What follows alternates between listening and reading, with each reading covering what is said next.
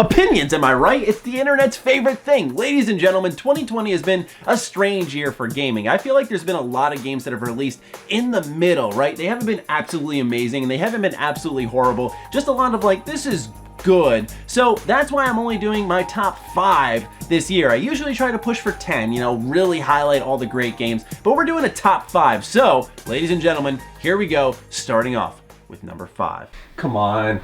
Where the heck is it? Oh, here we go. All right, Doom Eternal.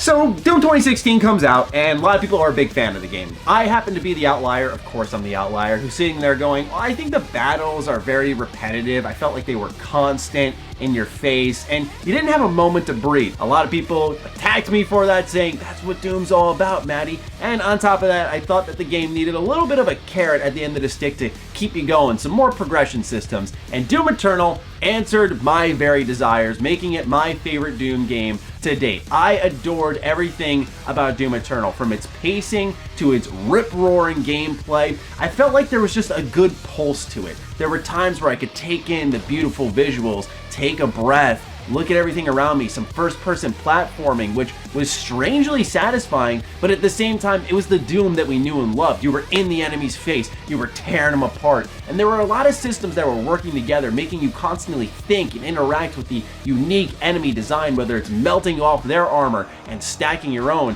using a chainsaw to get certain resources back. You were always interacting with the enemies in intelligent ways, trying to manage resources at the same time as switch out weapons, exploit weaknesses. There was just so much happening, but it was so intelligently designed that you never felt overwhelmed. Also, Doom Eternal hosts one of my favorite FPS levels of all time. It's the one I'm using in the background right now. This is the Arc Complex, and it is one of the most fast-paced, exciting missions I have played in a first-person shooter campaign. I adore this thing. I go back to it all the time just to replay it. What's interesting is that one of my major complaints with Doom 2016 was this was too long. Doom Eternal happened to be longer, and I loved it even more, which I think is a testament to how well they've executed the design and the formula that makes Doom tick. Furthermore, I enjoyed the boss fights, the enemy variety. Yet again, I need to call out, because in a first-person shooter that's very rare nowadays, it's hard to pull off, but given all the tools and tricks and things that you can pull off in this game, the movement, everything feels so good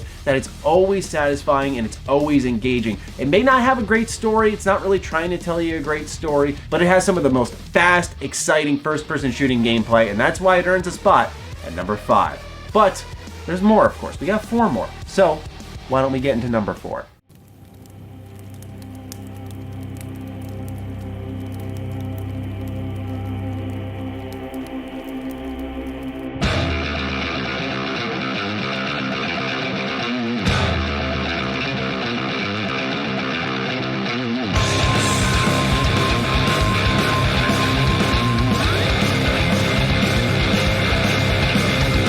So Hades was a game that I was late to. I was late, and I could just kick myself for this. I am a huge fan of Supergiant Games. They have made some of my favorite titles, from Pyre to Transistor to Bastion. Every game they have made, I have absolutely, positively loved. Now, admittedly, when I saw Hades, I don't like roguelike games, and when it went out in early access on the Epic Games Store in its infancy, I was very much turned off by this game, and I stayed away from it. But when it released on the Switch and I heard such rave reviews for it, I thought, could this be exactly what I'm looking for right now? And it was an amazing, fast-paced, beautiful action game with a world that continuously builds. And as someone who absolutely, positively dislikes roguelikes, I really, really like Hades. A big reason for that is because it's not just, hey, another run. Hey, another run. Are you addicted yet, gamer? Another run. It's like they have great progression systems within there, whether it's items that you unlock by gifting various gods, nectar, earning darkness throughout all the gameplay, and scaling your skills in your mirror, unlocking brand new weapons, upgrading those weapons. There's so many different systems there that feel like you're constantly progressing. So it's not just about how far can you go, it's about progressing, becoming stronger, more powerful in early parts of the game that kicked your butt, are now super easy. There's just a feeling of accomplishment in this very challenging game that I enjoyed, but it doesn't stop there. But I had this lingering curiosity with Hades as I continued to play. Why does Zagreus want to escape so bad? Because on one hand, it sort of simulates the idea of a teenager going, I'm running away from home, I'm out of here, and the way he's kind of having these childish tangents. It's interesting because it sort of displays this kind of idea in his actions, in his dialogue, that he's very much like a young, angsty kid who's just trying to get out of his house. But at the same time, there's something deeper to it, because the gods of Olympus like Zeus, Poseidon, so on and so forth, are calling for Zagreus, saying, come to us. And Hades is saying, you can try, but you're going to be stuck here forever, so keep trying and trying again. So what happens is you have this core story that's building and building, the intrigue that's building, this compelling reason to escape, to find out what is at the top of this entire dungeon.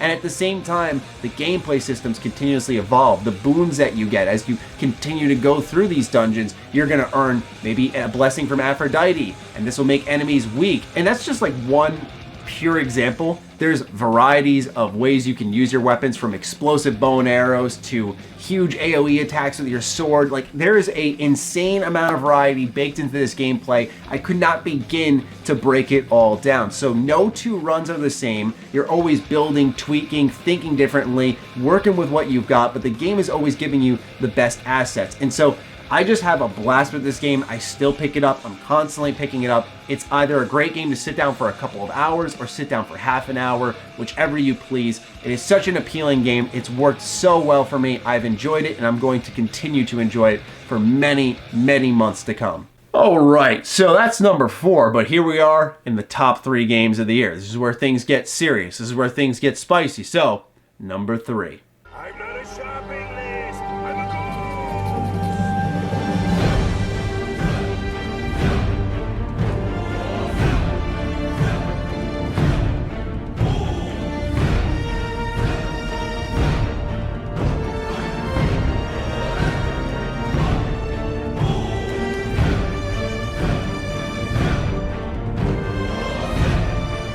Ghost of Tsushima.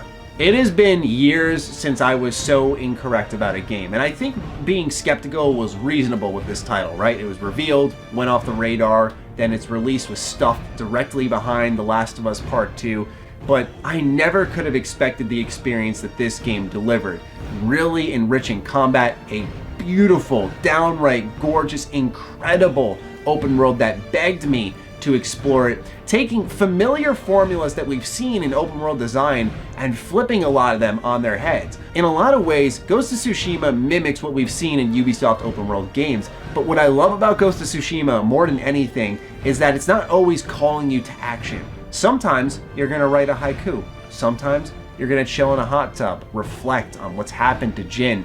I found those activities so compelling because they were so different and they matched the theme of the world and the character that you were taking control of. I really appreciated Ghost of Tsushima's open world design more than anything. It was absolutely incredible to be in that world, platinuming the game. And don't even get me started on the multiplayer expansion, which was completely free, adding a ton of replayable content. It had a lot of cosmetics to unlock, skill systems to unlock. There was so much depth there on its own. They could have easily charged. It was a great consumer move, which, yeah, it does give it a bit of a bump, but even on its own, looking at its merits, it is a really fun multiplayer mode. But back to the single player portion, what really caught me off guard with Ghost of Tsushima and made me fall in love with it was its story. I love Sucker Punch games. I love Infamous. I love Sly Cooper. Y'all know I'm always pleading to bring back Sly Cooper. So I've loved what Sucker Punch has done for years and years and years. But what I've always said is that they weren't the best storytellers. You had great choices in Infamous 2, for example, but I wasn't super compelled by the narrative there, more so the power that was given to me. And Sly, it had its charm, but it wasn't like a good story. Whereas Ghost of Tsushima is such a compelling tale. It's emotional. There's a great choice involved in it. You're very much feeling for Jin and the characters that he's tied to, and those side tales that are there are some of the highlights of the game as you go through and learn about various characters. I mean, just as an open world game, I really appreciated it. In a redundant, tired genre that's constantly recycling ideas, I like that there was some fresh ones injected into it, and it was just a fun time to be in there. And we can't even forget also just the swordplay alone. I know that Sekiro does it better, but for all the other things that Ghost of Tsushima is doing, plus its swordplay to feel good with multiple stances and kind of just having a dance almost as you take enemies out and take off their arm, like, it just felt good to play on top of all the other things I could praise about it. Just what a great game, man. Easily top 3 for me. Nioh 2. Look, I'm doing the best I can. For some reason, the image isn't coming up on my TV. I don't have the game physically, so this is all I can do.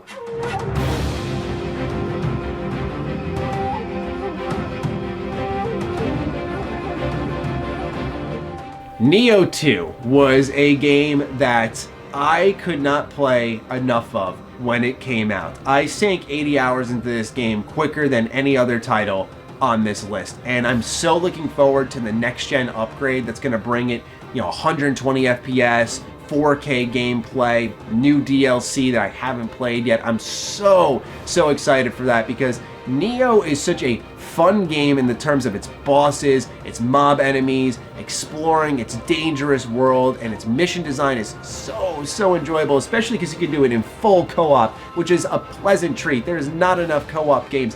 But also, it's the builds. The builds at the heart of Nioh 2 are what drive me to fall completely head over heels with this game. Now, Nioh is like Diablo meets like Onimusha meets like a million other games, but the amount of loot that's dropped and the awesome combos you can do, it's like also a Musou game. It just was so many different ideas pulled together, and it manages to create an identity of its own.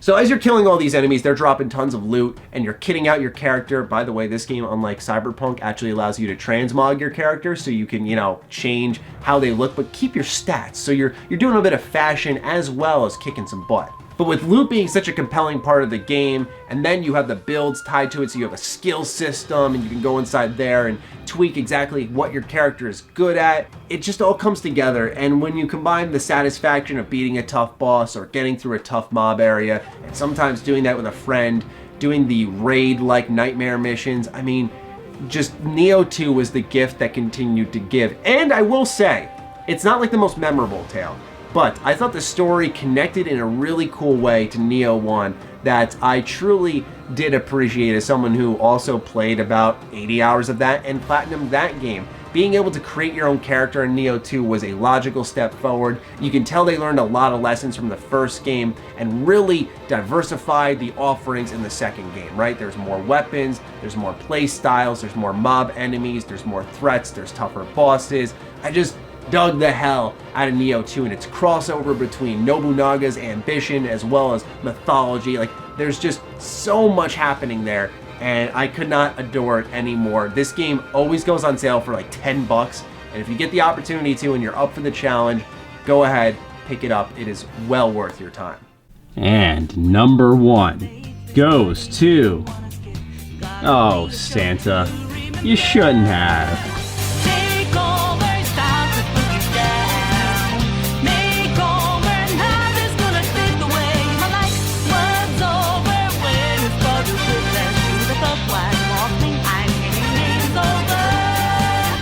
Oh, Santa. This game changed my life, and I do not say that lightly. When I played Persona 5 Royal, it inspired me to make better content all around. And I know that sounds a little corny, but just hear me out. I played it and I thought to myself, how could you make something this good and this cool? I'm a failure at life and I need to do something better with myself. Even though I think I'm doing pretty well for a 25-year-old, I need to do something better. This game was so good, I was ashamed in myself. Like, I could not believe that something this great existed. Persona 5 Royal is one of the best games of all time. To anyone who says it's just an expansion, get out of here. You gotta play the game, okay? The third semester is some of the best video game content I have ever seen in a video game.